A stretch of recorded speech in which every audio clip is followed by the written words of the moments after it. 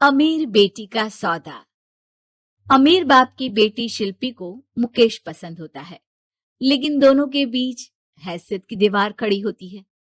और फिर कहीं नौकरी कर लो ना, क्या हमेशा ये लोहे की सलाखों के पीछे भागते रहते हो? कितनी मेहनत करते हो। शिल्पी, नौकरी से कुछ नहीं होगा। तुम लोगों की हैसियत तक पहुंचना है तो अपना ही बिजनेस करना पड़ेगा, वरना तुम्हारे पापा किसी और से तुम्हारी शादी करवा देंगे। अच्छा, ऐसे किससे करवा देंगी? मैं तो तुमसे ही शादी करूंगी। बोल दिया तो बोल दिया, बस। मुकेश उस बेचारी को समझाता भी तो क्या। दुनिया के रीति रिवाजों से काफी दूर थी शिल्पी। भले ही बड़े बाप की बेटी, लेकिन सादगी इतनी कि क्या कहना। बेटा शिल्पी, कल तुमको देखने लड़के वाले आने वाले हैं, तैयार रहना।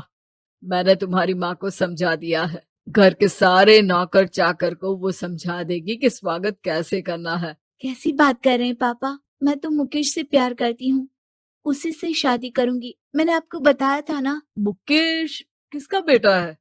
वो स्टील किंग सिंघानिया का, या वो जो बड़े ज्वेलरी वाले हैं मेहता, उनका? नहीं नहीं पापा, अ, वो अपना ही काम करता है, लेकिन एस्टेब्लिश नहीं है अभी। पापा, वो आपके पास तब आएगा जब कुछ बन जाएगा। आप प्लीज थोड़ा सा वक्त दे दीजिए। पिता को शिल्पी की बात पर गुस्सा आ जाता है। वो उससे कुछ नहीं कहते और शिल्पी की माँ के पास जाते हैं। ये संस्कार देकर बड़ा किया तुमने शिल्पी को, और कैसे मैं किसी भिखारी के साथ उसकी शादी कर दूं? कौन है ये मुकेश? मैं जानती हूँ, बड़ा ही होनहार लड़का है। शिल्पी से बहुत प्यार करता है और शादी करना चाहता है। अरे ऐसे कैसे मैं किसी से भी अपनी बेटी की शादी कर दूं? कोई भी उठकर आए और कहे कि मैं शादी करना चाहता हूं तो मैं शादी कर दूं? कान खोल कर सुन लो, कल उसे अच्छे से तैयार कर देना, क्योंकि जो लड़का मैंने देखा है शिल्पी के लिए, वो करोड़पति घर का बेटा है, समझी?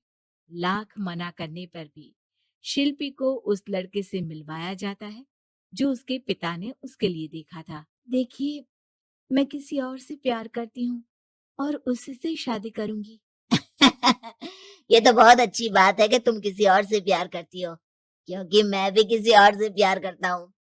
लेकिन शादी तो हम दोनों को ही करनी होगी, जानती हो ना, ये बिजनेस और ये सारा कुछ। शिल्पी को समझ में नहीं आता कि वो क्या कह रहा है, लेकिन वो समझ जाती है कि वो लड़का भी किसी और से प्यार करता है। पिताजी, वो भी कह रहा था कि वो किसी और से प्यार करता है। हाँ तो करने दो ना, हमने तो नहीं रोका। तुम अपना देखो, शादी के लिए हाँ कर कर गया है वो। लेकिन क्यों? अरे वो और मैं दोनों ही एक दूसरे से प्यार नहीं करते, फिर शादी क्यों कर ले? पापा, एक बार सिर्फ मेरे कहने पर आप मुकेश से मिल ले। पिता शिल्पी के कहने पर फॉर्मेलिटी के लिए ही सही, लेकिन मुकेश को घर बुला लेते हैं। देखो, ज्यादा वक्त नहीं दे पाऊंगा। ये बताओ कि शादी के बाद कहाँ रखोगे उसे? 2 कमरे के मकान में? नहीं सर, मैंने 2 साल के बाद का सारा प्लान कर लिया है। मैंने आयरन इंडस्ट्री खड़ी करने के लिए पूरा ब्लूप्रिंट तैयार किया है। मेरी खुद की जगह है दादाजी की, बस थोड़ा फंड का अरेंजमेंट हो जाता तो काम शुरू कर देता। अच्छा, मतलब तुम यहाँ फंड रेज करने आए हो? मुकेश समझ जाता है कि उसके पिता शिल्पी की शादी उससे कराने के मूड में नहीं है। फंड आप कभी दे भी नहीं पाएंगे मुझे। मुझे तो सिर्फ शिल्पी चाहिए। मैं उसके बिना नहीं रह सकता सर। मैं उसे बहुत खुश रखूंगा। वो तो हर पति का धर्म होता है। वो तो मैं किसी से भी उसकी शादी करा दूं, वो उसे खुशी रखेगा। लेकिन देखो, मैं ज्यादा बात को घुमाना नहीं चाहता। वो बड़े घर की लड़की है, उसे काम काज की आदत नहीं। अभी वो समझ नहीं रही, लेकिन तुम तो समझो। मैं किसी भी हालत में शिल्पी की शादी तुमसे नहीं करवा सकता। मुकेश पिता से लाख मन्नतें करता है, लेकिन वो नहीं मानते। शिल्पी की शादी उस अमीर लड़के से हो जाती है।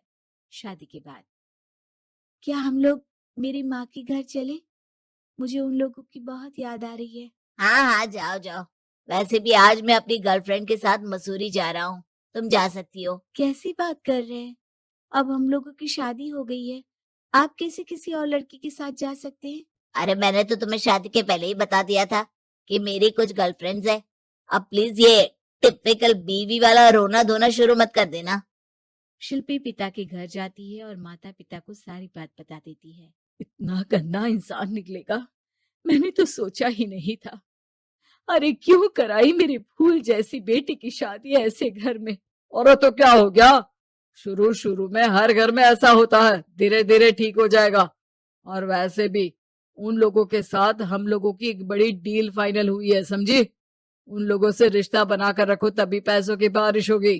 पापा, अब समझ में आया कि आपने मेरे साथ ऐसा क्यों किया।